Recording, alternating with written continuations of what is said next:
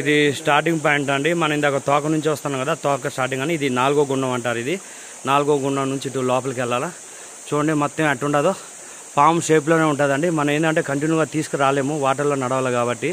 పాము ఎలా అయితే మెలికలు తిరుగుతా పోతుందో ఆ విధంగా అండి. మనం తోక కాడ నుంచి వచ్చాము అన్ని గుండాలు దాటుకుంటా. ఇది 4వ గుండము. 5వ గుండం ఇందాక చూశారు. ఇది చూడండి మొత్తం ఎలా ఉంటుందో. మొత్తం మన వాళ్ళు పోతున్నారు.